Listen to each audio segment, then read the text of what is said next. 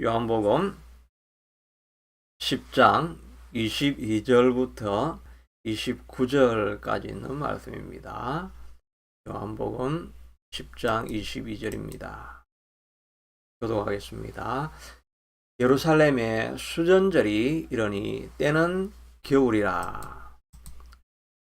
예수께서 성전한 솔로몬 행각에서 그니시니 유대인들이 애워사고 이르되 당신이 언제까지나 우리 마음을 의혹하게 하려 하나이까? 그리스도이면 밝히 말씀하소서 하니 예수께서 대답하시되 내가 너희에게 말하였으되 믿지 아니하는도다. 내가 내 아버지의 이름으로 행하는 일들이 나를 증거하는 것이거늘 너희가 내 양이 아니므로 믿지 아니하는도다. 내 양은 내 음성을 들으며 나는 그들을 알며 그들은 나를 따르느니라. 내가 그들에게 영생을 주노니 영원히 멸망하지 아니할 것이요 또 그들을 내 손에서 빼앗을 자가 없느니라. 그들을 주신 내 아버지는 만물보다 크심에 아무도 아버지 손에서 빼앗을 수 없느니라. 아멘. 네, 오늘 본문의 말씀을 통해서 내 양은 내 음성을 들으며 라는 제목으로 은혜를 나누기를 원합니다. 2013년도에 이반 알렉산드라고 하는 미국의 저명한 뇌과학자이면서 하버드 교수였던 분이 나는 천국을 보았다. The Proof of Heaven, 천국의 증명이란 책을 출판을 하게 되었습니다. 그는 어느 날 희귀한 뇌 질병에 뇌 바이러스가 들어간 것이지요. 그래서 뇌가 완전히 정지되어지고 회생 가능성이 0%밖에 없는 그런 코마 상태에 빠져 있었습니다. 일주일 동안 이런 코마 상태에 빠져 있다가 갑자기 그가 살아난 것입니다. 그리고 자기가 7일 동안 천국을 보고 왔노라고 하는 그런 이제 간증을 하게 되어졌습니다. 그래서 뉴스위크지에도 Proof of Heaven이라는 그런 표지가 붙어 있고 또 오프라 윈프리라고 하는 유명한 토크쇼가 있죠. 거기에도 출연해가지고 미국의 많은 센세이션을 일으켰던 그런 사건이 있었습니다. 이분을 한국 사람이 찾아가서 국민일보 기자가 인터뷰를 하게 되어졌습니다. 가서 천국에 가득한 것이 무엇이었습니까? 라고 이렇게 물어보니까 사랑이었습니다. 조건 없는 위대한 사랑이 천국을 휘감고 있었습니다. 조건 없는 사랑과 수용은 내가 할 수 있는 최고로 중요한 발견이었습니다. 정말이지 그 사랑을 전하고 싶어서 견딜 수가 없습니다. 천국에는 조건 없는 사랑이 가득하였다라고 말하고 있습니다. 그리고 자기가 7일 동안 의식불명 상태에 있을 때 많은 중보기도를 했는데 그 중보기도가 정말 자기에게는 큰 힘이 되었다. 중보기도에 능력이 있다. 이렇게 말을 했습니다. 그리고 또 그 기자가 물어봤는데 그 당시에도 그 리차드 도킨스라고 하는 영국의 유명한 무신론자죠. 그 전투적 무신론자의 대표적인 사람이 리차드 도킨스가 만들어진 신이라고 하는 그런 책을 써서 많이 알려져 있었는데 그러면 리차드 도킨스에게는 뭐라고 말씀하시겠습니까? 이렇게 물어보았습니다. 그렇게 하니까 저는 이렇게 말하고 싶습니다. 이봐요. 도킨스 씨, 자기 확신을 갖고 이 땅에서 사는 것은 자유지만 이것 한번 생각해 보십시오. 신은 없으며 인간은 죽음으로써 모든 것을 끝난다고 했는데 당신이 이 땅을 떠났을 때 정작 천국이 있고 하나님이 존재한다면 어떻게 하려고 그러십니까? 내가 도킨스에게 해줄 수 있는 이야기는 이것 하나입니다.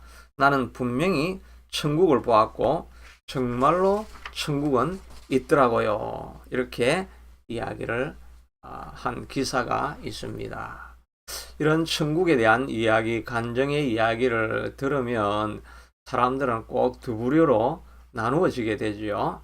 그건 어떤 분은 정말 그 천국 간증에 도전을 받고 천국을 준비하며 살아야 되겠다, 이런 영감을 받는 사람이 있고, 또 어떤 사람은 그걸 개인적인 간증일 뿐이고 꿈이었는지 어떻게 아느냐, 뭐 그런 사람들 많이 있지 않느냐, 뭐 환상들은 늘 있다, 이렇게 하면서 무시하고 격화시키는 그런 부류의 사람들이 늘 있는 것을 보게 됩니다. 이런 기적의 간증이 갑자기 모든 사람들을 변화시키지 않는 것을 보면서 이렇게 극한 대조를 이루게 되는가, 그런 생각들을 우리가 해보게 되지요.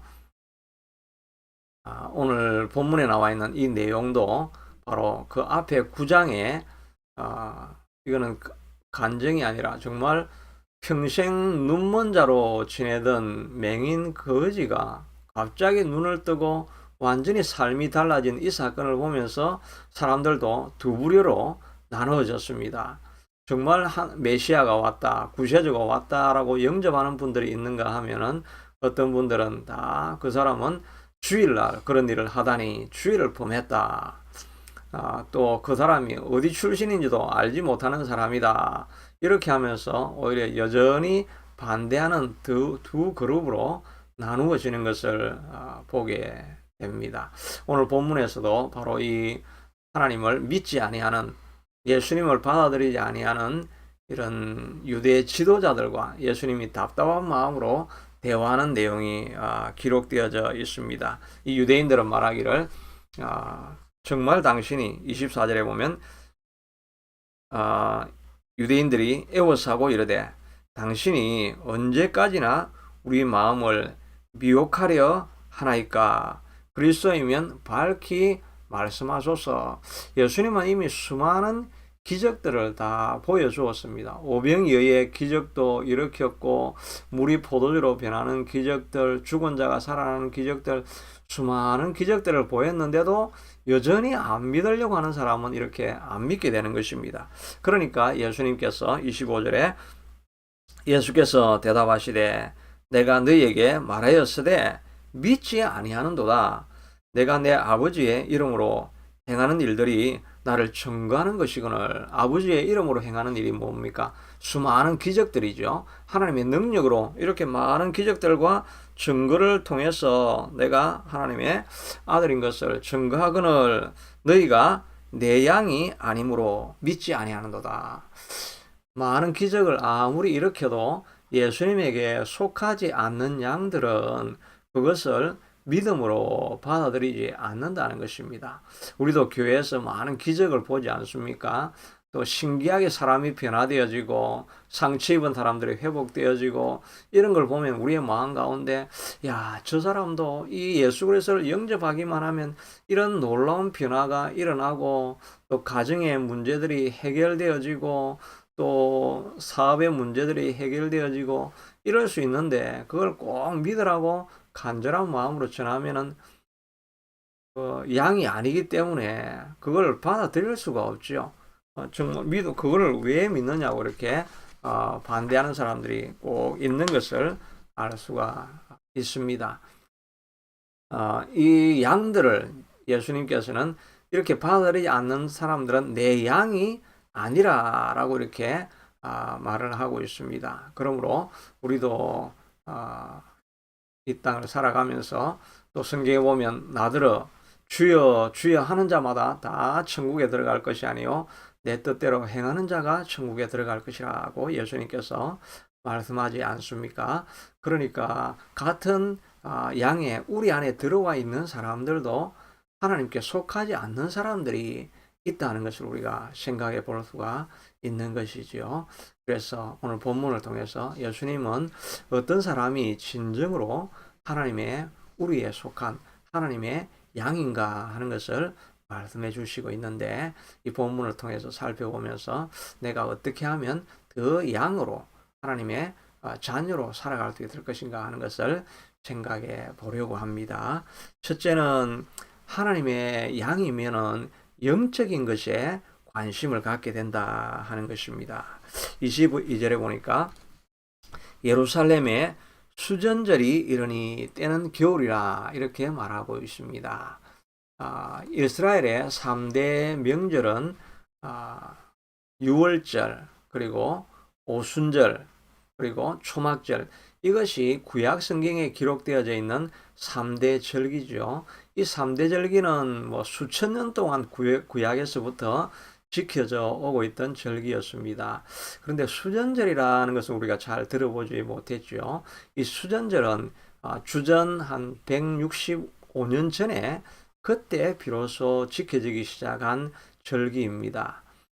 말라기스가 끝나고 나서 그 다음에 예수님이 오셔가지고 그 복음서가 기록되어지기 요 기간까지가 한 400년 정도의 기간이 있는데 이걸 보통은 우리가 중간기라고 하고 그 동안에는 아무런 하나님의 계시가 기록되어진 것이 없지요. 그런데 BC 166년이니까 그 사이에 이제 일어났던 사건입니다. 그 전까지는 가나안 땅에 있었다가 나중에 303년에 알렉산더를 통해 가지고 마케도니아라고 하는 나라가 생겨지게 되죠. 알렉산더가 죽고 나니까 그 나라가 4개로 나누어지고 그 중에서 안티오쿠스라고 하는 사람이 이스라엘을 점령을 하게 되어집니다. 그리고 그 성전도 다 점령을 해가지고 회파를 하게 되지요. 그러다가 166년에 BC 166년에 마카비라고 하는 사람이 반란을 일으키고 독립전쟁을 일으켜가지고 그 성을 예루살렘 성을 회복하게 되어집니다. 그리고 봉헌식을 드리게 되지요. 그 민족의 해방, 광복을 기념하는 날이 그리고 성전을 회복하는 날이 바로 수전절인 것입니다. 그래서 영어로는 보면 데디케이션 페스티벌이라고 이렇게 하게 됩니다. 그러니까 성전을 다시 봉헌하는 것이지요. 여기 카나다 땅에도 유대인들이 이것을 지키는데 이걸 우리가 하누카라고 하는 건 여러분 들어보셨죠? 하누카가 되면 한 11일 정도 지키게 되어지는데 초를 9개 세워놓고 그 중에 중간에 걸 붙이고 그 다음에 이렇게 옆에서부터 하나씩 붙여오게 되는 절기입니다.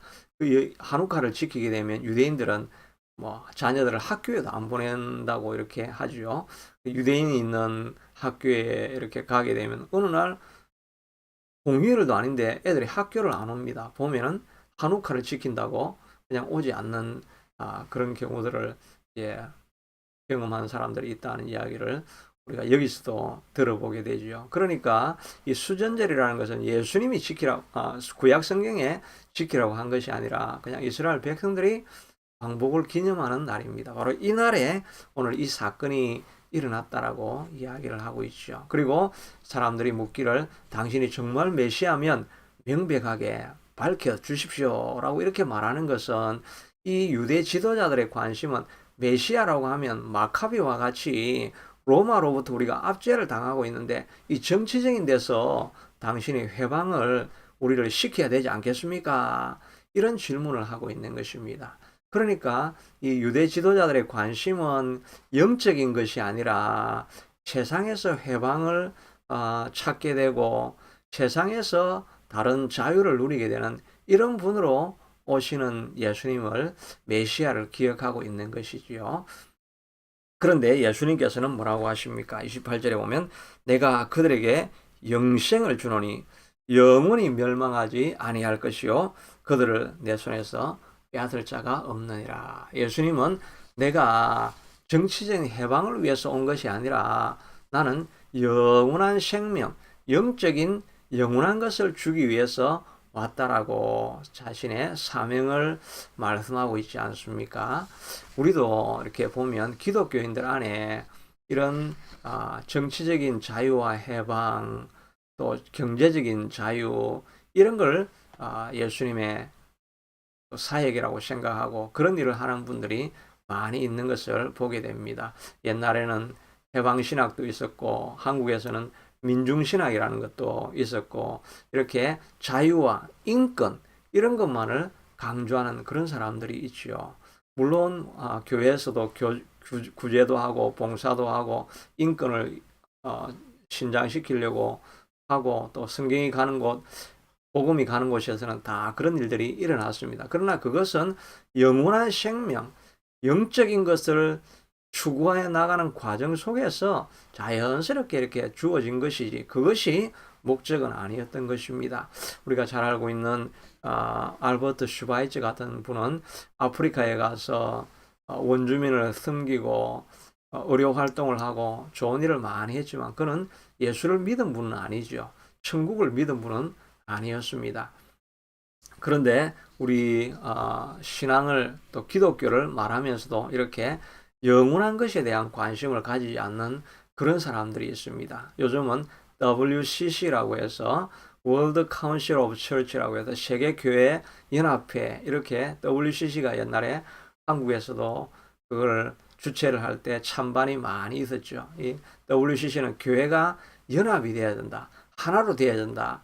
그거는 좋은 이야기죠. 그런데 교회가 하나가 될 때 자유주의도 들어오고 또 성경을 믿지 않는 그런 종파도 들어오고 다 연합을 해야 된다. 이렇게 하니까 반대하는 사람들은 당연히 반대를 해야 되는 그런 일들이 있었죠. 그런데 우리 성경에서 강조하고 예수님이 말씀하시는 것은 나는 영생을 주기 위해서 왔다. 그러니까 하나님의 음성을 듣는 사람들은 이런 영적인 일에 진정한 관심을 두고 살아가는 사람이라고 할 수가 있습니다. 그래서 예수님께서도 내가 가고 나면 너희를 위해서 거처할 집을 준비해 주겠다. 천국에 자리를 준비해 주겠다라고 예수님께서는 말씀해 주시고 있습니다. 또 예수님께서는 이 말씀을 듣고 또 사도 바울은 고백하기를 이 땅에서 장막집이 육신의 장막이 무너지면 영원한 나라에 우리가 거할 새로운 장막을 일으키게 될 것이다라고 말하고 있지요. 그리고 죽음에 대해서 사망아 너의 쏘는 것이 어디 있느냐. 사망의 모든 세력이 끝났고 우리는 죽고 나면 다시 부활할 것이다 라고 하는 이런 영적인 일에 소망을 두고 살아가게 되는 것입니다. 다른 종파들이 많이 있지만 또 다른 종교들도 많이 있지만 그들이 해결하지 못한 것은 죽음이라는 문제는 결코 해결하지 못하는 것입니다. 그런데 예수님은 오셔서 죽음을 넘어서서 영원한 나라가 있다는 것을 고백해 주고 그것을 우리에게 알려주시고 우리를 구원하시기 위해서 그의 사역을 감당하신 것을 알 수가 있는 것입니다. 박효진 장로라고 하는 구치소의 교도관으로 오래 계셨던 분의 간증 이야기가 많이 알려져 있지요. 하나님이 고치지 못할 자는 없다라고 하는 이런 책도 저술을 하고 지금도 많은 이제 간증을 하고 저도 자주 언급을 했던 적이 있는데 이분이 사형수를 자기가 지켜본 것이 꼭 29명이 사형을 집행하는 것을 자기가 같이 참관을 했다고 이렇게 하죠. 그 중에 16명은 신자고 불신자고 13명이 신자였습니다. 거의 55대 45 정도 되니까 비율이 거의 반반 정도나 되는 경우지요. 일반 세상에서는 그렇지 않죠. 아마 감옥에 있으니까 예수 그리스도를 절방하니까 많은 사람들이 영접을 했던 것 같습니다. 그 중에서 예수 믿지 않는 한 분이 계셨는데 그분은 정말 다른 힌두교, 조로아스터교 이런 걸 신봉을 하면서 정말 의롭게 살았다고 합니다. 영치금이나 이런 건 다 가난한 사람, 가난한 죄수들에게 나누어 주고 정말 저분은 너무너무 거룩하게 살아가지고 경건하게 살아가지고 저 사람은 정말 구원을 받을 사람이다. 사람들이 그렇게 이야기를 했다고 합니다. 그래서 이 박효진 교도관은 절대 그런 일이 없다.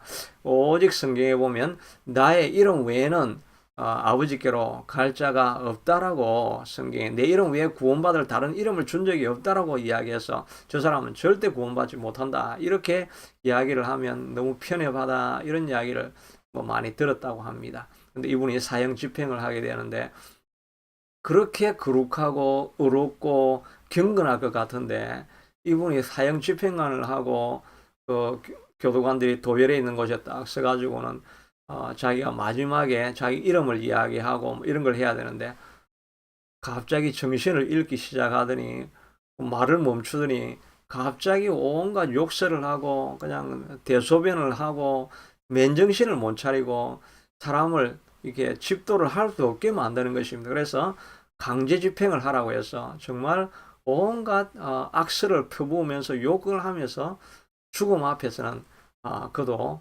아무런 힘을 잃고 자기의 본성적인 그런 모습이 아무리 돌을 닦아도 죽음 앞에서는 이기지 못하더라는 것입니다. 반면에 그 앞에 두 명의 사람이 있었는데 그 사람은 그리스도를 감옥에 들어와서 영접한 사람입니다. 정말 극악하게 살인을 했던 사람이지만 그리스도를 영접하고 완전히 바뀌어졌는데 그 사람들은 죽음 앞에 너무나 담대한 것입니다.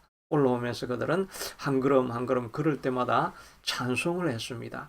나 같은 죄인 살리신 주원의 놀라와 이 찬송을 하고 올라오는 것입니다. 그리고 두건을 이렇게 쓰고 마지막 사형 밧줄이 먹혀지는 그 순간에도 하늘 가는 밝은 길이 찬송을 하면서 너무나 아주 결연하게 저는 천국에 먼저 갑니다. 여러분들도 믿고 천국에서 만나기를 원합니다.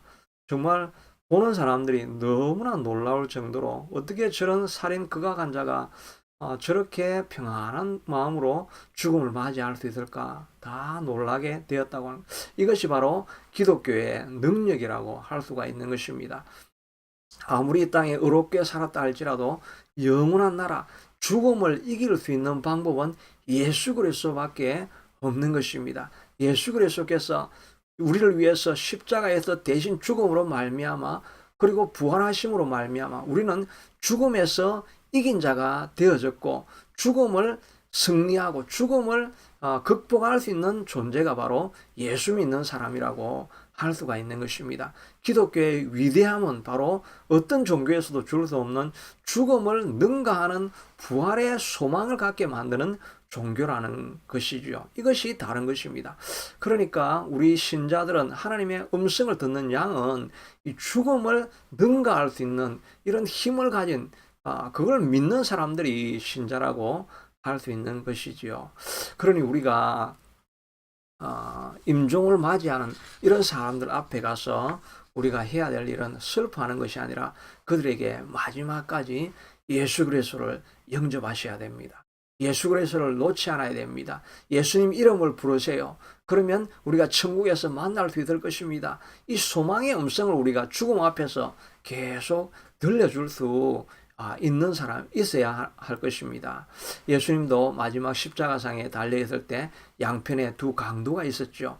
한 사람은 예수님을 여전히 욕했지만 다른 한 사람은 주님이 오늘 나를 기억해 주십시오 라고 이야기를 할 때 기억해 달라고 하는 그 한마디에 오늘날 내가 너와 함께 낙원에 있으리라고 이렇게 말씀해 주셨지 않습니까? 마지막 임종하기 전에도 우리는 여전히 천국에 대한 소망을 가지고 있기 때문에 꼭 물어보셔야 됩니다. 예수님 믿으십시오. 예수님 믿으면 천국에서 우리가 만날 수 있습니다. 이걸 끊임없이 반복해서 들려줘야 합니다. 마지막 임종에 있어도 귀는 들린다고 하는 건 뭐 다 알려져 있죠. 그러니 귀에 대고 예수를 영접하십시오. 예수님을 영접하십시오. 마지막 이 음성을 우리가 꼭 들려줘야 한다는 것입니다. 우리는 영원한 나라가 있는 것을 믿는 존재이기 때문인 것입니다. 영생을 우리가 믿고 있는 것입니다. 예수님께서 그래서 오늘 말씀하시기를 내가 영원한 생명을 주기 위해서 왔고 예수님이 붙잡은 자는 아무도 빼앗아갈 자가 없다라고 말씀해 주시고 있습니다. 영생에 대한 관심을 가지고 주변에 있는 사람들에게 이 복음을 전가하기를 힘쓰실 수 있게 되기를 축복합니다. 둘째는 하나님께 속한 양은 하나님의 음성을 듣는 자라고 말하고 있지요. 27절에 보니까 내 양은 내 음성을 들으며 라고 이렇게 말하고 있습니다. 이거는 과거에만 예수님이 살아계실 때만 그 음성을 들은 것이 아니라 오늘 우리도 하나님에 속한 양이라고 한다면 여전히 오늘날도 하나님의 음성을 듣게 되는 것입니다. 옛날에 엘리야에게 나타나셨던 또 모세에게 나타나셨던 사무엘에게 사무엘아라고 이렇게 불러셨던 것처럼 그런 음성을 오늘날은 우리가 그렇게는 들을 수 있는 사람들은 많지가 않지요. 그런 가운데서도 또 어떤 분들은 정말 교회에서 쓰임 받는 아주 균형 잡힌 그런 분들도 이야기를 들어보면 자기는 한두 번 정도는 하나님의 음성을 들어보았다라고 이렇게 말하고 있지요. 그런 분들은 우리가 신실한 삶을 보면서 그런 분들이 개인적인 그런 잘못된 꿈이 아니라 하나님의 음성을 들었던 것을 우리가 알 수가 있습니다. 우리가 그런 정말 하나님의 음성을 친히 듣는 경우들은 우리가 경험하지 못한다 할지라도 여전히 우리가 이 땅을 살아가면서 하나님의 양이면 오늘 하루하루를 살아가면서도 하나님의 음성을 우리가 여전히 듣고 있습니다. 첫째는 성경 말씀을 통해서 하나님의 음성을 듣는 사람들이 있지요. 하나님 말씀을 어떤 때는 읽을 때는 덤덤하게 읽지만은 어떤 때는 그 말씀이 정말 살아나서 내 가슴을 찌르고 우리를 통곡하게 만드는 그런 말씀이 있죠. 어떤 분들은 로마서 5장 8절을 읽게 되면서 우리가 아직 죄인 되었을 때에 그리스도께서 우리를 위하여 죽으심으로 하나님께서 우리에 대한 자기의 사랑을 확증하셨느니라 이 말씀을 읽는데 이 말씀이 우리는이 아니라 나는으로 들리는 것입니다. 내가 아직 죄인 되었을 때에 그리스도께서 나를 위하여 죽으심으로 하나님께서 나에 대한 자기의 사랑을 확정하셨느니라. 이 말씀을 읽는 순간에 내가 얼마나 죄인인가 하는 것을 깨닫게 되어지고 내가 죄인이었는 그 순간에도 예수님이 나를 위해서 십자가에서 돌아가셨다는 것이 너무나 자기에게 들려오는 음성으로 들려진 것입니다. 이 말씀을 읽는 가운데 하루 내내 이 말씀 때문에 통곡하고 눈물을 하루 내내 흘렸다는 사람들의 이야기도 들어보죠. 그런 것이 바로 하나님이 들려주시는 음성인 것입니다. 그러므로 우리가 말씀을 읽을 때마다 주여 내가 마음 문을 열고 하나님의 음성을 듣기를 원합니다 하는 그런 고백을 하고 말씀을 들을 때 하나님께서 친히 우리에게 말씀하시는 것이지요. 또 예배를 통해서 설교를 통해서 하나님께서는 말씀하시죠. 예배 안에 있는 찬송 하나하나 또 대표 기도를 통해서 또 들려주는 메시지를 통해서 다른 사람에게는 아무런 감동이 없는데 어떤 사람에게는 그것이 자기에게 하나님께서 친히 하시는 음성으로 들려주는 그런 사람들이 있지요. 하나님께서 예배를 통해서 친히 우리에게 지금도 말씀하시고 있기 때문인 것입니다. 어떤 분은 직장을 옮겨야 될까 말아야 될까 요청이 있는데 그걸 수락해야 될까 말아야 될까 하는 그런 관심을 가지고 있었는데 설교 메시지가 창세기 12장 1절에 아브라함이 본토 친척 아비집을 떠나 출발하였더라 그 말씀이 들려지는데 그 말씀이 자기에게 하나님께서 친히 주시는 말씀으로 들려지는 것입니다. 그러니까 자기가 이 자리를 정말 어렵고 힘든 길이지만 하나님이 부르시고 있구나 하는 것을 확정하게 되어지고 그리고 그 말씀을 붙들고 위험한 길이지만 그 길을 선택하고 순종하여서 나아가는 그런 경우들이 있죠. 그런 것들이 바로 하나님이 주시는 말씀인 것입니다. 그러므로 예배할 때마다 여러분의 삶의 문제를 가지고 예배할 때마다 하나님 오늘 이 예배를 통해서 말씀을 들을 때 찬양할 때 친히 내게 말씀해 주십시오 이런 간절한 마음으로 열린 마음으로 말씀을 듣고 있으면 하나님께서 친히 우리에게 강력하게 말씀하시는 음성을 들을 수가 있는 것입니다. 또 하나님께서는 다른 사람들을 통해서도 말씀하시지요. 정말 경건하고 영적인 에 사로잡혀 있는 그런 공동체 그런 구역 모임 셀 모임, 목장 모임에 가서는 또 대화를 하다가 자신의 삶을 나누다가 다른 사람들의 간증을 듣는 가운데 하나님께서 자기에게 확실하게 들려주는 그런 음성이 있죠. 그 음성을 들을 때 우리가 결단하게 되어지고 살아가는 경우들을 많이 경험하게 되죠. 가정의 어려움 때문에 이혼 위기 직전에 가 있다가 다른 사람들이 살아가는 간증의 이야기, 하나님께서 어떻게 자기를 응답하셨고 자기를 붙들어 주셨는가 하는 그 이야기를 듣고 하나님이 주신 음성인 것으로 알고 가정이 다시 회복되어지고 이런 경우들이 하나님이 친히 지금도 말씀하시고 있는 것입니다. 환경을 통해서도 말씀하시고 있죠. 환경을 일어나는 일들이 하나님이 그 안에 함께 하신다는 마음을 조아리고 들어보면 하나님이 하시는 말씀이 있는 분인 것입니다. 어떤 분은 사업장에 불이 나가지고 모든 것이 다 타버렸습니다. 그런데 그때 그는 오히려 하나님의 음성을 들은 것입니다. 하나님께서 내가 바쁘다고 예배도 지키지 아니하고 주일도 지키지 아니하고 살아가는 것을 보고 다 날려가 버렸구나. 하나님이 나를 부르시는 음성이다 라고 하면서 하나님 앞에 돌아오는 사람이 있습니다.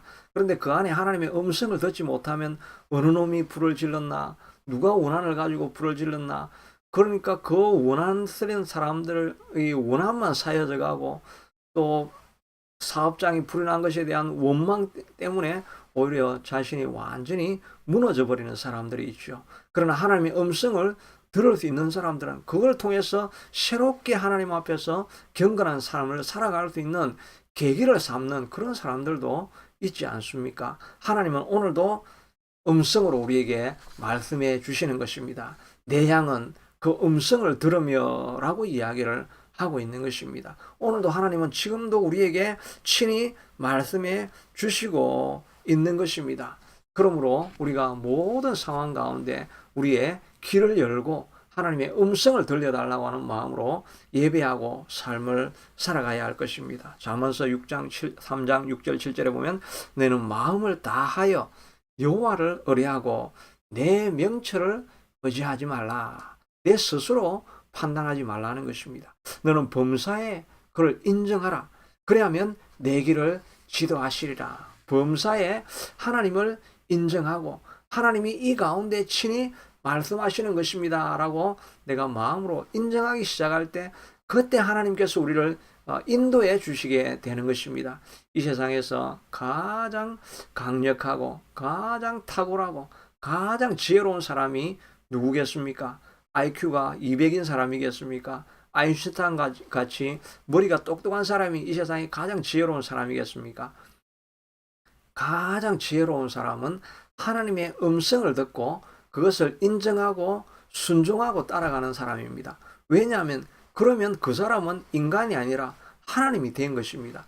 자기가 사는 것이 아니라 자기 안에 하나님이 예수님이 사는 것이니까 모든 것을 창조하신 하나님이 사는 것이고 하나님의 지혜를 가지고 살아가는 사람이니까 어떻게 사람의 능력이 그 사람을 따라올 수가 있겠습니까?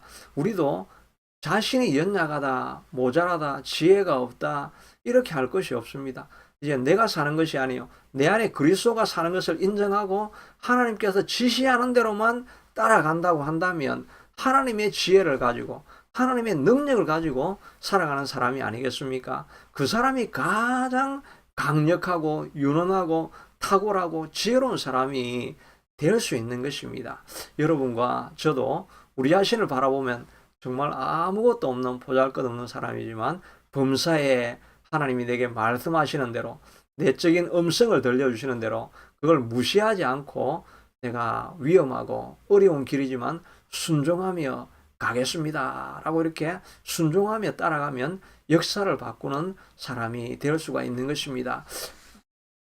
다니엘이 어떻게 그렇게 탁월한 삶을 살 수 있었고 에스더가 어떻게 나라를 구하는 사람이 될 수 있었습니까? 그것은 오직 그가 하나님의 주시는 말씀을 따라서만 선택하고 살아갔더니 모든 왕들이 바뀌어져 가는 가운데서도 그는 여전히 신임을 얻을 수 있는 사람으로 살아간 탁월한 지혜의 사람이지 않았습니까?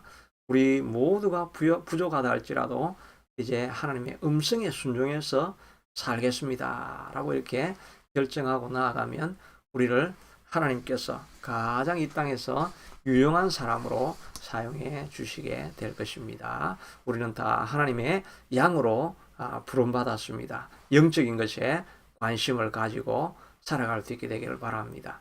여러분 마음 가운데 성령이 말씀하실 때 그 음성을 듣고 순종하며 살아갈 수 있게 되기를 축복합니다. 자비하신 아버지 하나님,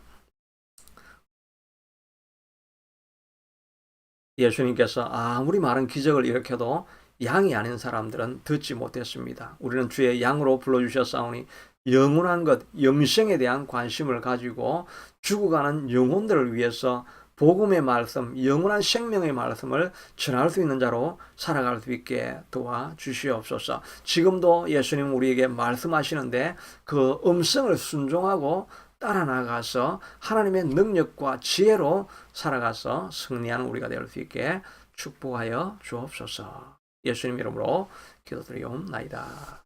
아멘.